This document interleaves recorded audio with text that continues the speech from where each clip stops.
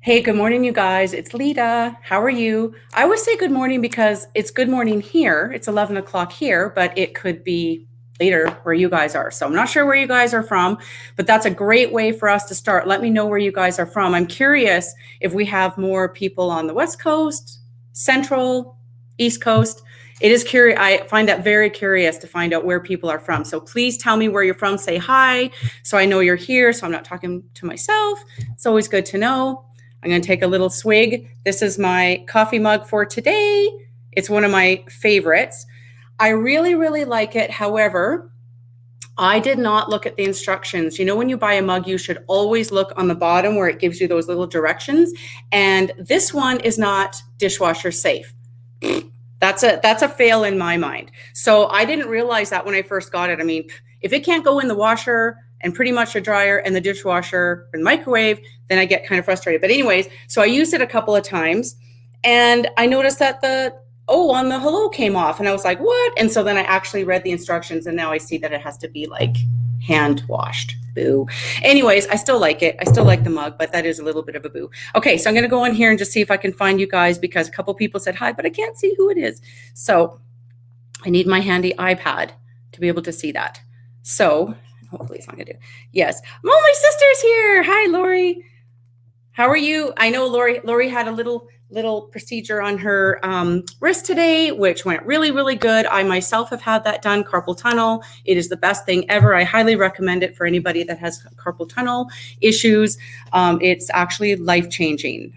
You go from having completely numb arms to having fully functioning hands. It's just amazing. So that's great that now my sister is looking for things to do. So she's sitting here watching me today. Anyways, okay, CJ is here. Good morning. Okay, so you guys come on in. Let me know you're here. And then we'll get going with our topic today. Oh, I feel like I really like this new time. Let me know if you guys like this new time. I found before, oh, sorry, I got a little weird thing. It was hard for me to get ready for 8 o'clock in the morning. I'm not going to lie. Even though I get up very early, I'm an early riser, but I have work to do. I've got to get myself ready. I mean, I'm not going to come on here in my sweatpants. So there's a little bit of prep work to be done. And it was like always such a rush. And now it's like, oh, actually, this is quite nice. I really like the 11 o'clock time. So you guys can let me know if you guys like the 11 o'clock time. I have to admit too, that this morning on this talk, I am not drinking my precious coffee because I had one already. I had my fatty coffee.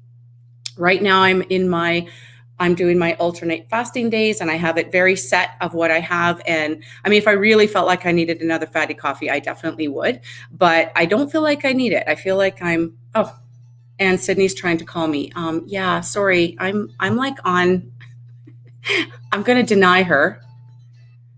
Daughter's trying to call me, but like she forgets that I have a new time for my Facebook Live. So that's going to be like a no. She can ask her dad. Good morning, Sherry. You're in Paradise, Texas. Ooh, that does sound like paradise. It sounds warm. Definitely warmer than what we got going on here. Let me tell you that. So let's see. I just want to talk a little bit about group news and then we'll go on with our topic today. So just a little bit of group news. Right now we're doing our 7-day macro tracking challenge. So we're like on day 3. All the information is in the announcements. And even if you haven't started with us on day 1, feel free to jump in anytime just so that you can get the idea of what we do in the challenge, or maybe you just want to take a peek and just see what it's all about. We're basically tracking our macros every day, taking a screenshot, and putting it in. And it's an awesome challenge because even those of us who have been keto for a long time, we get really complacent. I mean, lots of us do have lazy keto days. A lot of us do fasting. So we kind of think that we get a free pass because we fast. That's actually not totally true. It gives us a little leeway, but not that much. So it's really nice to get tracking again. And then you kind of see what other people are doing and we're all talking about it. It's really great. It's especially good for people that are brand new to tracking. So, jump on in there in the announcements and just see what we're doing. We do it once a month. And that way, even if you don't do it this time, you get the idea of what we're doing and then you'll be prepared for next time. So there's honestly nothing to be prepared for. It's literally just tracking your macros. So the only thing you might want to do is learn how to track your macros, and you can find all that information in Unit 2. Okay. Oh, yes. And I wanted to say too that my new Keto BHB, which is a huge hit. Oh my gosh, it's gone over really well. And it is my new favorite. I have this every day with sparkling water. I absolutely love it. It's a great energy drink. It's a great electrolyte drink. It helps us not to have leg cramps.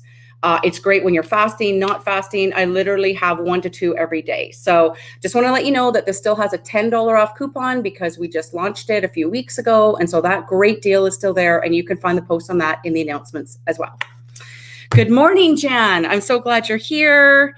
I see that Linda's watching. That's fantastic. And Kimberly, awesome. So glad that you guys are here.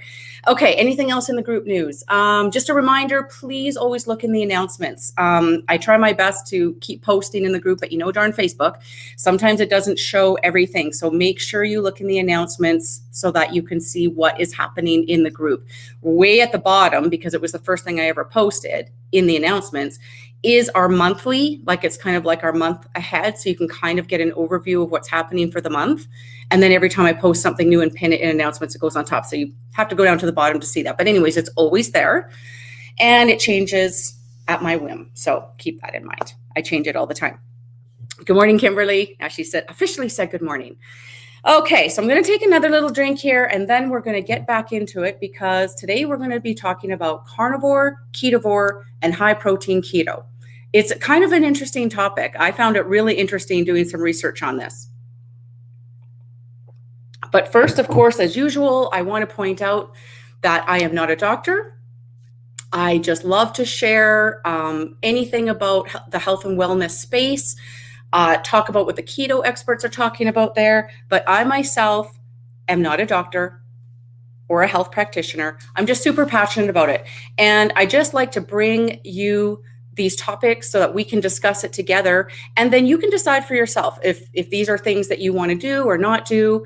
That's what we do here. We just talk about stuff and we support each other in the group. So that's what it's all about. Okay, so today we're going to talk about carnivore, ketovore, and high protein keto. Now, I'm sure you guys have probably heard these terms before. If you do any searching on Pinterest or YouTube or anything like that, I'm sure you've heard people in groups talk about it and stuff. And I don't know about you, but there was a time where I was kind of getting FOMO. I was getting like fear of missing out, right? I was like, what is this carnivore that everybody's talking about? What is this? Is this something I should be doing? Am I missing out on something amazing by not doing it? So that's how kind of this started for me, was doing some research on this because I was honestly feeling like I was missing out. So I started getting different books because you know what? There's a lot of great information out there in cyberspace. But I love books. I love actual books. And I'm not saying that everybody that writes a book is necessarily like the be all end all expert, but I like to get my information from, quite a few different sources. I kind of like to hear what they have to say. And as usual, I do what's right for me. And that's what I encourage you guys to do. Always do what's right for you. But anyway, so I searched out different books, which I will talk about here. And so I was kind of thinking to myself, okay, but I know keto, right? And isn't keto high fat, moderate protein? If we're talking about these higher protein ways of eating, how is that keto? Well, keto is like, there's other ways to get into keto besides just ketosis. Okay, let's talk about the word ketosis. So to actually get into ketosis, you can do the ketogenic diet, of course, which is very low carbohydrate. So if you're doing it the way it's laid out, it's very low carbohydrate. You can do super high intensity exercise that will also get you into that. and also fasting. Fasting is another way. So each of these on their own can get you there, and all three together can also get you there. So that's the thing, is when you hear about like high protein, you may think, well, is that keto? But it actually is. It definitely is. So I'm going to break it down into the three different points. I'm going to talk about carnivore first, and I am going to refer to my notes because I want to make sure that I'm not missing out anything. So carnivore is protein and fat, literally protein and fat. It is cartilage, it's organs. You're basically eating, and I'm not, I hope I'm not offending anybody who might be a vegetarian on here, but it is nose to tail. It is literally, quite literally, all the parts that you can possibly eat from the animal. Now I'm talking true carnivore. That's what we're talking about here. All of the fat that you would get eating in this way comes from the animal. So you wouldn't be having external fat. You would get all of your fat from the animal that you're eating. It's zero carb, obviously. There's no dairy. There's no produce. There's no sweeteners, no alcohol, nothing. It is animal. There really can't be any, that is the true definition of a carnivore diet. Okay. So what is this even good for? Like, why would we even consider something like this? So the carnivore diet is really good for someone who has an autoimmune disease. So I'll give you some examples like lupus, arthritis, psoriasis. If somebody has been suffering with these and they've been living a ketogenic life and they've been trying all those things and it's still not getting deep enough, like it's still not reversing these problems, that is where a carnivore diet should definitely be considered. And we'll talk about the different ways that you can do it, because it doesn't mean you have to live that life forever, but it's definitely a reason to consider this lifestyle. It's also good for extreme weight loss. That is absolutely true. If you are eating zero carb, you are going to have faster weight loss. I mean, that's guaranteed. So the way I think of carnivore in the true sense of the word, the full carnivore diet as it's meant to be, it is really a lifestyle. And I would go so far as to say it's a movement. Okay. So it's kind of like, if you follow any of these people, that's where I started getting a little bit freaked out, because I'm kind of following these different people. I'm like, do I have to like sign my name in blood somewhere to be part of this group or something? I mean, it's pretty intense.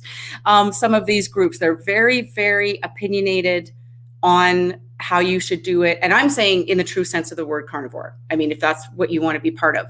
So it is for the reasons that I said, but it's also really a lifestyle and it's a movement. Can be like, you don't have to, for sure. You really don't eat for pleasure. And I can tell you for a fact that I did try it for a week because I just wanted to see, like I did this like a while ago, and I tried it for almost a week, like maybe I'll say 5 solid days anyway. I really lost the will to eat. I'm going to be perfectly honest. I really, like, if you want to absolutely have no interest in being excited for food, this is another option. I did not get excited to eat. I think you guys remember my little liver pate experiment, because I was trying to use organ meats and things like that. I didn't tell you why I was doing it, but this was part of the reason why. Not going to go on there, but let's suffice it to say that it did not go well. And I ran to the bathroom, and I will never, ever, ever have liver for the rest of my life, unless it's in pill form or disguised extensively. So I never have to like actually taste that taste. But the point is that you have to be able to eat all the parts to be a real true carnivore. You have to be able to eat all these parts. It is not about going to Costco and just getting some steaks and just eating your favorite things or whatever. It is not going to work for that reason. And the reason is because the experts say that the carnivore diet will give you all the nutrients and a fiber, which is actually quite surprising. We'll get into that in a little bit. It will give you everything, but it will only give you everything if you eat everything. Okay, so if you think you're just, I'm going to go to Costco and get a ribeye and I'm going to eat, my rotisserie chicken or whatever. No, that is not going to give you. So what's going to happen is you're going to be deficient in nutrients. So that is sort of like the cheat way of doing carnivore, and that is not going to give you what you need for ultimate health.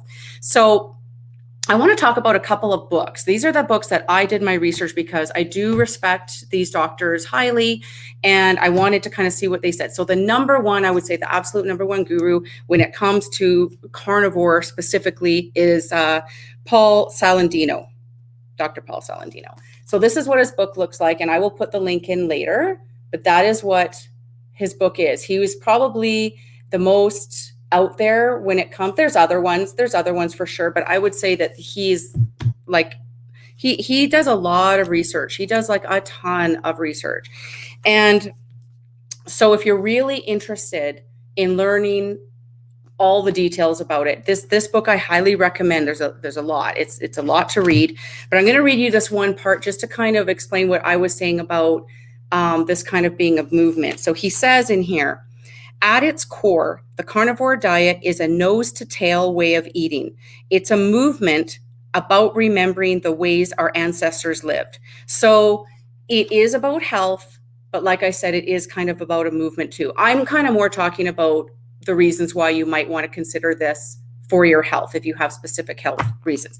So anyways, that's a book that is like super, super unbelievable detailed. If you're thinking about it as a lifestyle part of a movement or whatever, I would definitely recommend this book. Now, the other book that I would highly recommend, and this would be more like, I want to learn about it. I want to find out how to do it. How would I gradually get into it? And maybe I don't want to do it all the time, but I want to do it some of the time. This book by Maria Emmerich and her husband, Craig, is the one that I recommend. It is a much easier read. I will tell you that. And what I really love about this book is that she does give you phases. So phase 1, phase 2, phase 3, which basically takes you from, I guess, regular eating. I can't remember if she takes you from keto or regular eating, and then takes you, and in the end, you would be like full carnivore. What I also like about it is that you can decide for yourself what parts you may want to do. Like maybe you go through it and you say, gee, I see myself in this middle part. I think I can kind of split the difference here. Or gee, now that I've gone through it, I think I actually want to try carnivore, either long-term or short-term. The other really great thing about this book that I've really gotten for myself is that she gives some really great high protein recipes. And I don't know about you guys, but sometimes that is an area where I'm looking for something. Like I need something that's more high in protein, maybe not so much in fat. Like I'm just kind of filling in my macros, right? And just different ways to get protein than just like my hunk of chicken or whatever. So I'll just give you this one example, and I haven't actually tried it, but I'm going to, is she's got in here like, I don't know if we can see that. Oh yeah, carnivore waffle, and it uses ground beef. That's just like one example. She has lots of really good recipes. Maria is really known for her recipes. I'm sure many of you have used her recipes and have some of her books. But anyways, if for nothing else, this book is great for recipes. I'll just put that out there just in case you're not interested in the carnivore topic. Anyways, okay. So those are the books that I really recommend. And then I'm just going to I'm going to take a drink while I'm here. Okay. Look at the rest of my notes. Okay, so that is the extreme. That is super extreme carnivore. For the reasons that I said, an autoimmune disease would be a really great reason to give it a shot. Extreme weight loss, that would be another reason. But again, that's not really lifestyle. Or if you're wanting to embrace this type of a lifestyle. Okay, so those are some reasons. But a ketovore, so the term ketovore is basically like keto and carnivore combined, right? And it's a keto diet, but it's higher in protein than your typical keto diet. And you can have fat, not just from animals. So for example, MCT oil is still very carb restrictive, and it's more than keto, but it is basically just protein and fat. So ketovore would be, you would have, if you were doing a true ketovore, you really wouldn't still have a lot of veggies and berries. You would stick more towards protein and fat would be the main things. Now, a high protein keto, okay, so that's the keto diet, but it's lower in fat and higher in protein. Like you would just kind of lower your fat some, increase your protein some, and that ratio really depends on you and how you're feeling, what your goals are. Obviously, you'd have to do your own experiments. But what is this one good for? This one is great if you're trying to increase your muscle mass, though I will say that obviously carnivore, you would increase your muscle mass as well. Sort of forgot to say that. Anyway, in the high protein keto, it still allows for veggies and low carb fruits. It allows for keto treats such as sweeteners. It's really great if you exercise a lot. And if you have a low body percentage, like, so say your body fat is really low, and then what you could do is you could have 5% carbs, but then have maybe something like 35% protein and 60% fat, something like that. So that's really good for that. So those are sort of the three things. And I don't know if you guys have heard those terms. I think most people have heard of carnivore probably, but I'm not sure if you've heard of ketovore or high protein keto. And I think there is kind of this stigma, and not, when I was talking about a movement, well, there was a time anyway that keto was kind of a movement too. And people were pretty judgy when it came to keto, and they were like, it has to be this percentage of fat and you can't go over whatever. And I think, as time has evolved, I think, I know for sure my philosophy is I do what's right for me and what works for my body. And I don't feel that I have to be pigeonholed into one particular rule unless it works well for me, right? So I always talk about that, like, doesn't really matter what all the experts are saying. You have to do what's right for you. It doesn't mean that it's law, because it may not work for you. You have to do your own experiments. You have to see what feels good for you. I know that even in the carnivore space, because I followed a couple people that are strict carnivore, because I wanted to see what they were saying. And a couple of the women started saying that they started having some really bad imbalanced hormone issues. And so some of these women said, you know what, I totally love carnivore and I believe in the movement and whatever, but I am now adding MCTs and I am adding some outside fat because I need it. And as soon as they started adding that extra fat, not just what was coming from the animal, they started feeling so much better and the hormones started feeling better. That is one consideration with carnivore that you do need to think about, are your hormones. And I'm not an expert in knowing all the ins and outs of carnivore. I really just wanted to present this information to you guys in case it was something that you were thinking about, so we could just have this discussion. But anyways, even the hardcore carnivore people, some of them have even changed their opinions on it because of how they felt. And I think that's really good. I actually highly respect anybody that changes their mind on something because of what did or did not work for them. Those are the people that I actually respect the most, than the ones that just kind of slam down the hammer and say, this is the law and this is it and you have to do it or else you're doing it wrong. That to me is not like real life and that doesn't work for most people. So yeah, I did see that in the space. What else? Okay. I wanted to talk a little bit about fiber, because that's the first thing that I thought of when I started looking into this. I'm like, okay, like, where's the fiber? Hello. Dr. Berg talks about how important it is for us to get our fiber. He talks about like all the nutrients in the vegetables and berries and things like that. So how can someone so well respected like Dr. Berg be right about getting in our 7 cups of leafy greens and getting in all our nutrients and our, what does he love? His, what is it? I can't think of it. Nutritional yeast. Ugh, just forgot about it for a sec. But his nutritional yeast and supplements and all that, how can that be right? But then you've got the carnivore experts that are saying, nope, you don't need any of that stuff. You only need to eat animal. So that's where, when you really start digging in deep into the people that really do know about carnivore, their research, and they will tell you that you actually can get all of the nutrients and all of the fiber and all of the stuff that you are getting from eating vegetables and berries and all those other things. You can get that from the animal, but it has to be nose to tail. It has to be everything. That's the organs, cartilage. I don't even know all the parts because I don't eat all those parts. So I don't know about that. But all I know is that you really have to eat all those things, and you have to make a point of really researching and making sure you're getting all the right things in order to get all the right nutrients. So it's not as easy, like I said, it's going to Costco and get a ribeye and think you're carnivore. Like, you really have to do your research so that you're getting everything. But one thing I learned that was really interesting is like collagen.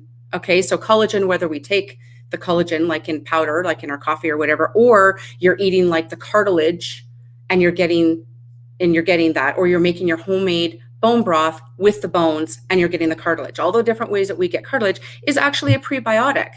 That's something I didn't know. That's really interesting. So that right there is also giving your body what it needs in order to stay regular. That's actually something that was really interesting to me. I didn't know that. Yeah, so just emphasizing the fact that carnivore sounds like super great when you hear people saying like, oh yeah, I've gone carnivore and I've lost all this weight and whatever. But the thing is, bottom line is you really have to do what's right for you. And I want to talk about, okay, so like what would be the different reasons to try the different things? So if you have an autoimmune disease that is not being changed by keto, you feel like you've been trying for quite a long time, but you're still struggling with something that's really bugging you, try carnivore. It's definitely an option. Doesn't mean you have to do it forever, but you definitely could try carnivore. If you want to enjoy the widest variety of foods and have really amazing health and lose weight and just, I guess, what I would call the happiest lifestyle, that's keto. That's the ketogenic diet, hands down.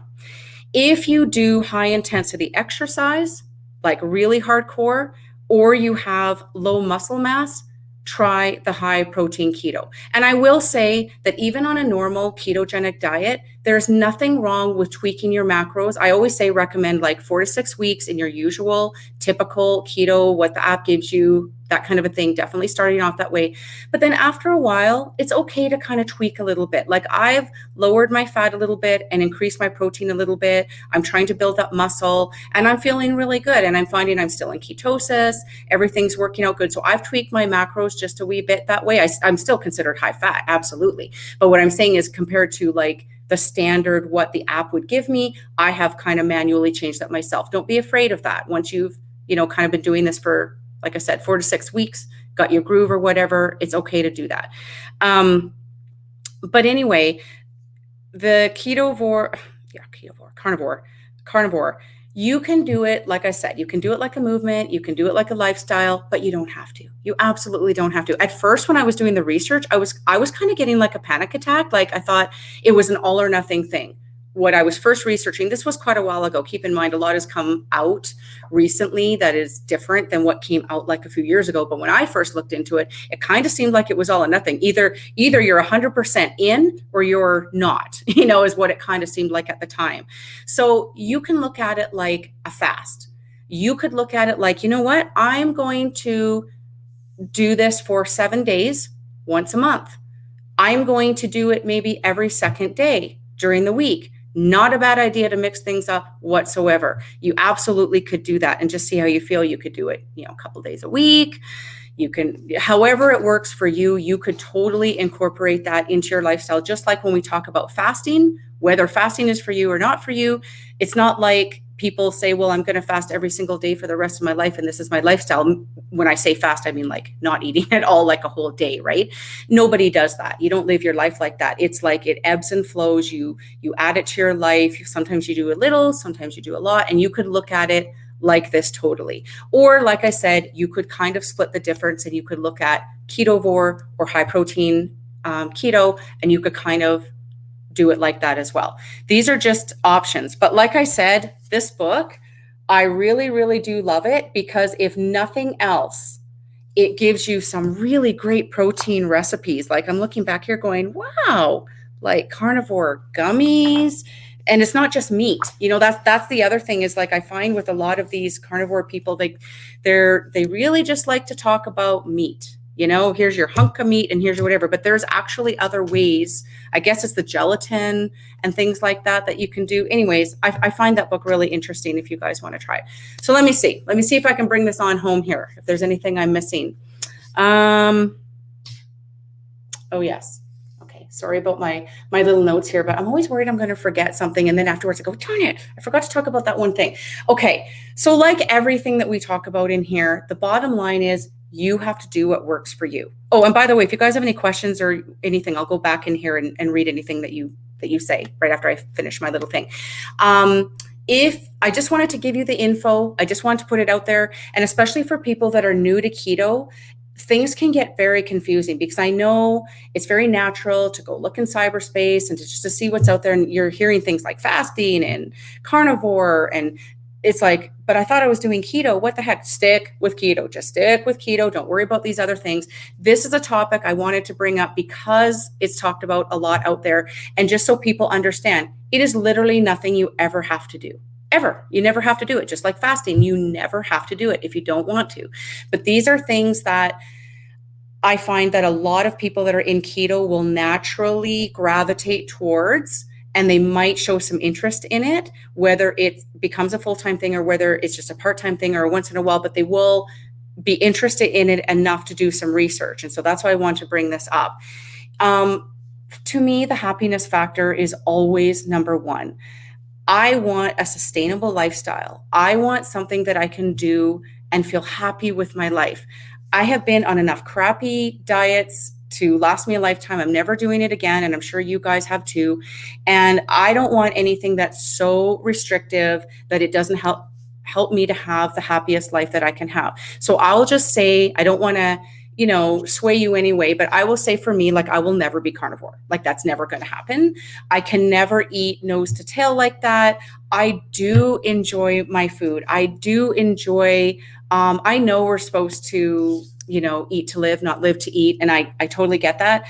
But part of what gives me happiness is looking up recipes and seeing what you guys are posting and trying new things and sitting down with my family with these different things that I make, and we're all talking about it. That brings me a lot of joy. I don't see myself sitting at the table and saying, so what did you think about what I did with the chicken tonight? It's the third night tonight we've had chicken. I don't know. I'm just making up a thing. But like, for me, that's not the happiness factor. But I see the value in adding some higher protein days. I also see the value in something that I might do at some point where I might do full on carnivore for maybe a week, once a year or something like that, because it really does reset the digestion. And there's a lot of research out there about the microbiome and the gut and all that kind of stuff. And I won't go into all the details because the experts say it much better than me if you're interested in it, but there are some real benefits to it. My issue would be is that if I did it for a week, how am I going to get all the parts that make it like a nose to tail if I'm not willing to eat liver, for example? And I'm not, like, I'm never going to do it. Like, that's just bottom line. Never going to do it. Even just the thought of it is just making me feel kind of queasy. But I have, like, it's called desiccated liver capsules. So I do have that. Maybe there's an expert out there that might talk about something like that. So like maybe for 1 week, I could eat just animal. I could get in a ton of collagen. I could eat, I could make my own homemade bone broth. I could make some little gelatin bombs. I could take the desiccated liver.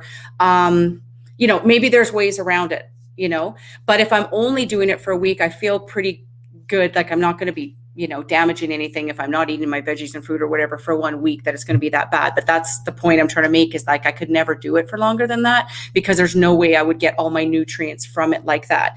That said, I don't have an autoimmune disease.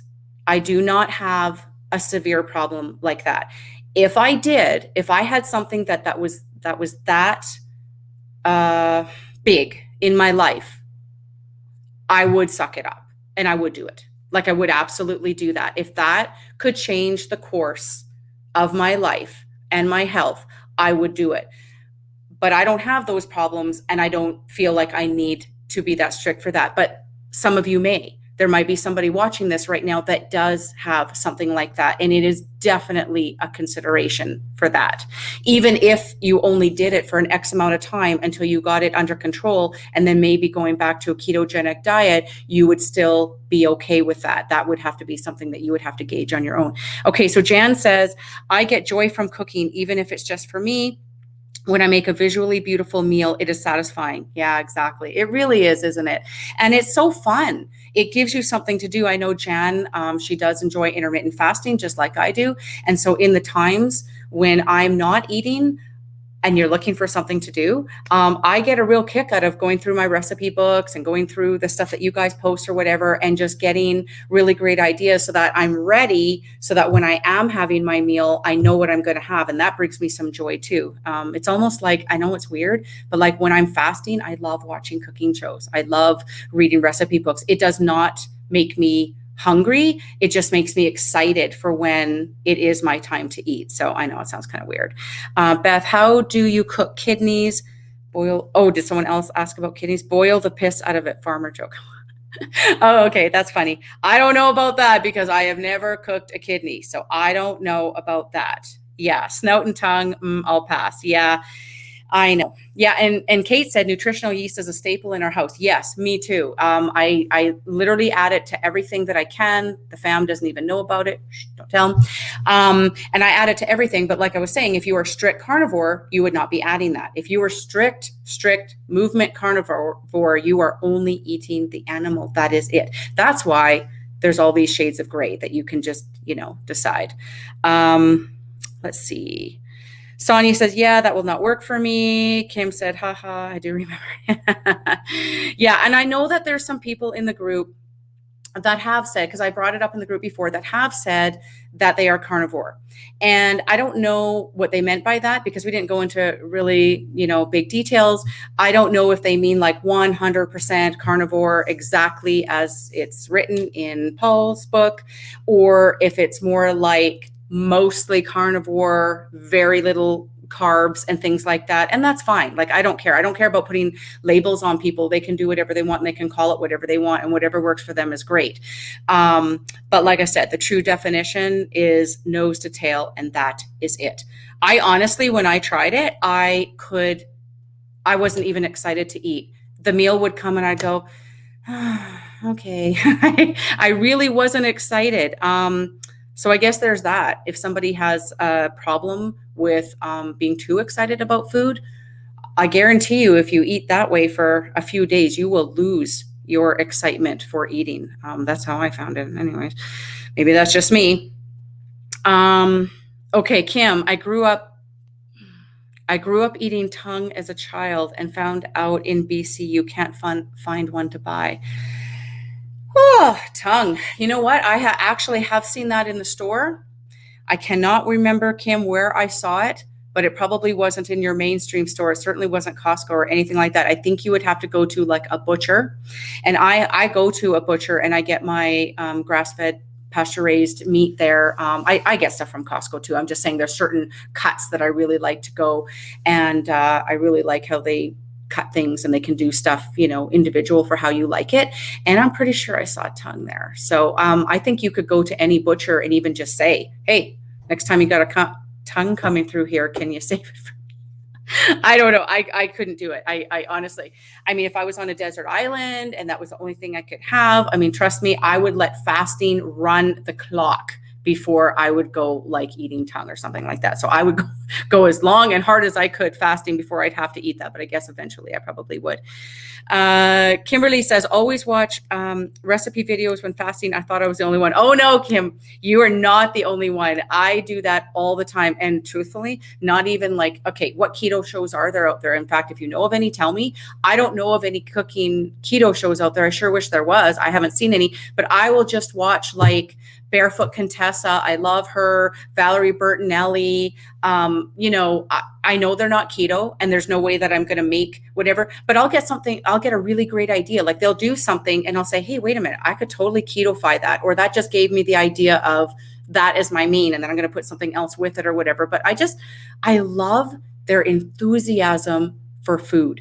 Does that make sense? I just totally love their enthusiasm for food. No, it's not the way that I eat, and I wouldn't eat all that sugar or whatever, but they're just passionate about their food and they just love cooking. And I guess that's what I love. I love the exuberance that they share. And I think they're lovely women to boot. I think they're very nice human beings and I just enjoy watching them. But anyway, I really, really enjoy watching those kind of shows when I'm fasting. Kate said, we just bought a half beef and declined to take the tongue. Oh, see, there you go, Kim. You could order a side of beef and then you could say, yes, I would like the tongue. Oh, it's really good as sliced meat. Okay. This is coming up like the liver situation. I don't even know if I could even talk about this much more. It's just like, I just can't even. Like I even actually opened a package of meat and it sort of had that like blood was on it and it had sat on the counter for a little bit before I put in the garbage. And when I put it in the garbage, it had that smell and I just went, oh, that's that liver thing. It's just like, oh my gosh. Okay. Anyway, enough about me and my weirdness about liver. Beth, I watch food videos when fasting too. I want what's on the screen, not what I have in my house. Helps me to fast. Yeah, that's the other thing. Yeah, I'll hear ideas, and then of course I have to go out and get it or whatever because there's something I'm missing. But you know what? That's kind of part of the fun. Like, you know, when you're having a fasting day, you're kind of looking for stuff to do anyway. So if you're out and about, you know, pick up those extra little ingredients or whatever. But yeah, I love it. I love it. So, anyways, you guys, that's kind of my message for today. I just wanted to bring it to you because I know when I was first looking at this, like this was like a couple of years ago, I remember feeling like I had FOMO. I felt like I was fear of missing out. Oh, everyone's doing this carnivore thing. What is this thing? Should I be doing this thing? It's nothing that you have to do, but it's something that you could do if you're, you know, really working on a health problem. It's something you can do temporarily, almost like a fast. That is totally up to you. And then since we were talking about the protein, I wanted to mention that you can incorporate a higher protein diet into your keto diet as well. And don't be scared of that if you want to, you know, just experiment with that and see how it feels for you. Do your testing, see how you feel. But that's, you know, obviously low carbs is always the common denominator here, like always. But the protein and the fat, you know, you can kind of like do what you want. And some people, like I know Beth, she does different things. Like one day she'll do like completely fat all day. She'll just drink fatty coffee all day long. And then another day, maybe she's higher in protein or whatever. I mean, she experiments with it. And I highly encourage you guys to always be experimenting with things and see how you feel. I can tell myself too when I need more fat. It probably is a hormone thing. You know, I can tell at different parts of the month, like different cycles, I do require higher fat. I can just feel it and I need it. And so I'm just listening to my body and kind of giving it what it needs. Anyway, you guys, that's it for today. That's what I want to talk about. I don't see any other questions or anything like that. So I'm going to let you guys go. And I hope you guys have a lovely, lovely day. And I will talk to you in the group. Okay, bye-bye. Hey guys, before you go, hit the like and subscribe button if you haven't already, and hit the bell notification so you can be notified every time we have a new video posted. Also, down in the description, I will have links to everything that we talked about in our chat today, including information on how you can join my Intentionally Bare Keto support group. See you next time.